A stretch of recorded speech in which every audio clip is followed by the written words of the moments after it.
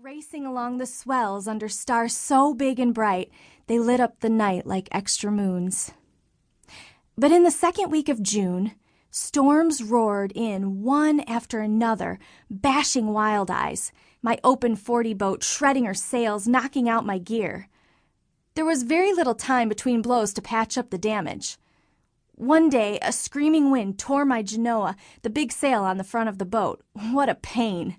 You have to thread the sail up the furler, and it flogs all over the place while you're doing it, gets jammed, then sticks like a zipper. When that happens, you have to run it back down the furler and start over. In 20-knot winds, it took a whole day to run up a new genoa. Another day, the sail ties on my mainsail came loose, and I had to climb all over the boom like a monkey trying to secure it again. The storm whipped the 120-pound Kevlar sail back and forth like it was as flimsy as a bedsheet. Repairing my sails was job number one. Without them, Wild Eyes was helpless. But fixing sails ate up the short lulls between storms, leaving the rest of the damage and the work to pile up. I was already running on secondary autopilot, and it wasn't working all that well. I had fixed a leak under the throttle, but the leak popped loose again, pouring seawater back into the compartment. The heater was broken, so I couldn't get dry between blows, and I couldn't shake off the numbing cold. Meanwhile, as I tried to do repairs, the storms tossed me back and forth across the tiny cabin so much that I began to feel like a giant pinball. I tried to keep the mindset. Don't get overwhelmed. Do one thing at a time. That's all you can do.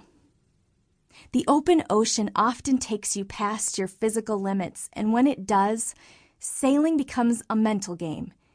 When fear starts to flicker in your brain, you have to stop it quickly before it turns into something bad. As soon as you let your thoughts start racing down the road of what could happen, what might happen, fear can snatch you up and run away with you.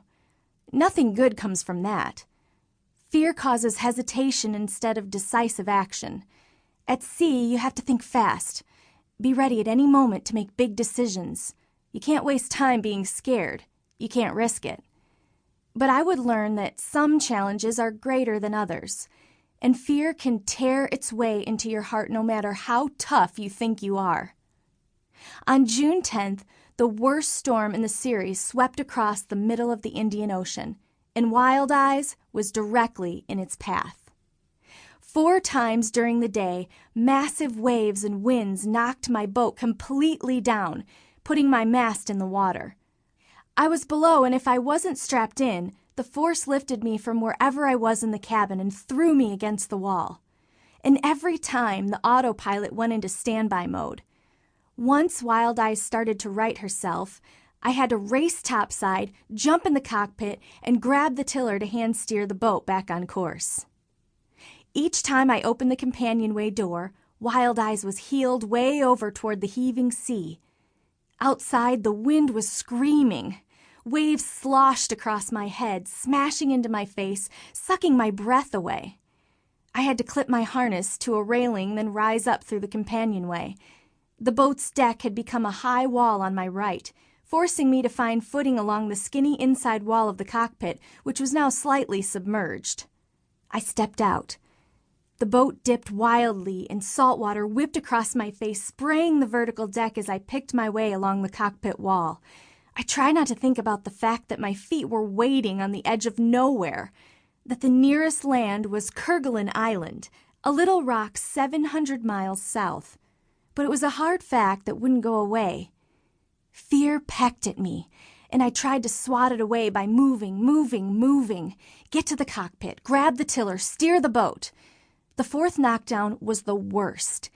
Even before I opened the hatch, I knew my mast was well in the water, a potential disaster. Heart pounding, I listened as the howling wind banged the rigging against the mast and waited. How far will it go? Will the weight of the mast, of the water, and the tiny bit of staysail keep pulling me over? Will I roll? No. I felt Wild Eyes rally against the sea, again, and begin to right herself. Relief surged through me. I love this boat. But it wasn't all good news. The Indian Ocean had ripped my radar right